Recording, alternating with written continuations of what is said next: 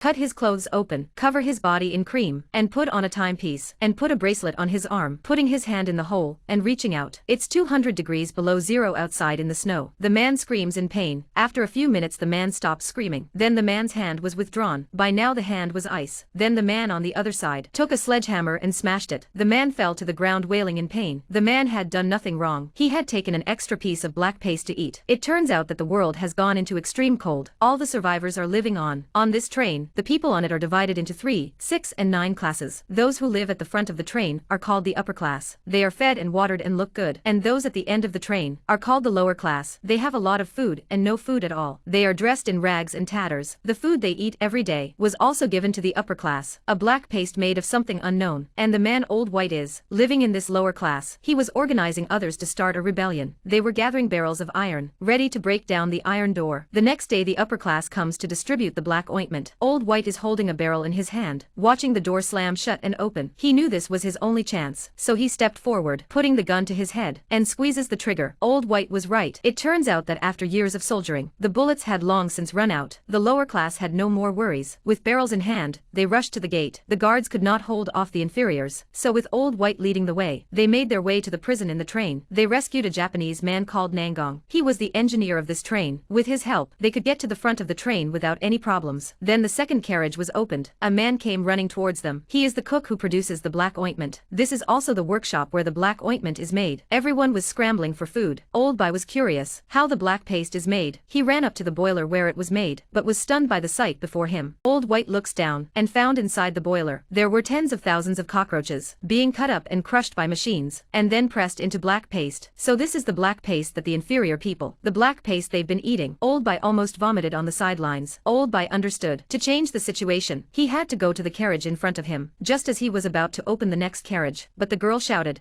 "Don't open the door." But it was too late. The doors are slowly opening. In front of everyone's eyes, a group of men with axes in their hands. As Old White looked puzzled, the masked men all put on their night vision devices. Then all the lights in the carriage were turned off. The train entered the tunnel. In the darkness, the people were defenseless. They were left to die. Then a young boy lit a match in his hand, raising the torch in his hand. He fled frantically. Behind him, a man with a broken arm grabbed the torch, rushing towards the carriage in front. Then the youth kidnapped the captain of the masked men. They told them to lay down their arms and surrender now, but the top woman refused. Then the young man slashed and sent the masked captain away. Then he threw a flying knife and hit the superior woman in the leg. Old Bai rushed over to her. He took the woman by the sword. Eventually the woman made them stop the killing, and the train left the tunnel. At night the old man advised White to stop here. He told him not to go any further, but Old White wouldn't listen. He was determined to make the train's manager pay. The next day, Old Bai took the other 6 men with him. He took the woman with him. The rest of them stayed in this carriage and waited. The next carriage is a classroom. A teacher was giving a lesson to the students. The lesson was about how to distinguish the superior from the inferior. Old Bai listened with a chill down his back. At that moment a bald man pushed a cart of eggs. He gave them to the children one by one. He also gave them to the lower class. Then the next moment, the bald man took out his submachine gun. He was firing at the children. The teacher here also took out his weapon, trying to kill Old Bai and the others, but he was killed in return. Then Old Bai saw on the TV, Baldy grabbed the old man and shot him dead. In order to fight back, he killed the top woman too. Then they moved on, only to find that the further they went the more surprising they were. In this tiny carriage, there is a private dentist, a private tailor's shop, there's an expensive beauty shop and a cafe. The life of a rich man is astonishing. The next carriage is a bar. In the dim light of the bar, I realized a truth. The so-called upper-class people are just parasites who spend their days. A parasite who only wants to enjoy himself. Old Bai's eyes grew more and more determined. He must find the train manager to make him pay. But just as he reached the manager's door, he found that the door would not open at all. At that moment Nangong pointed to the train and said he would open the door himself, and then he would walk out and return to nature. Suddenly,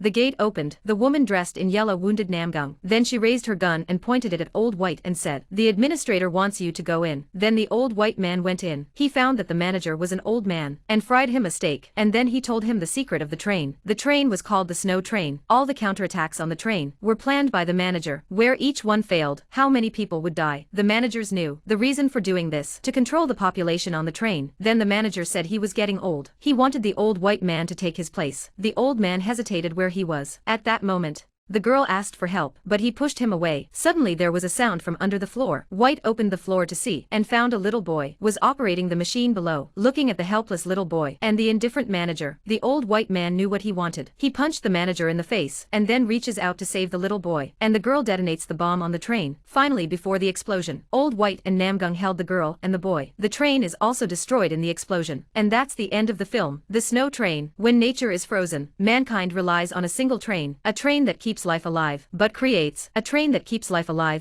a world where the lower classes fight each other for a full meal, and the upper classes to enjoy, and more than enough injustice.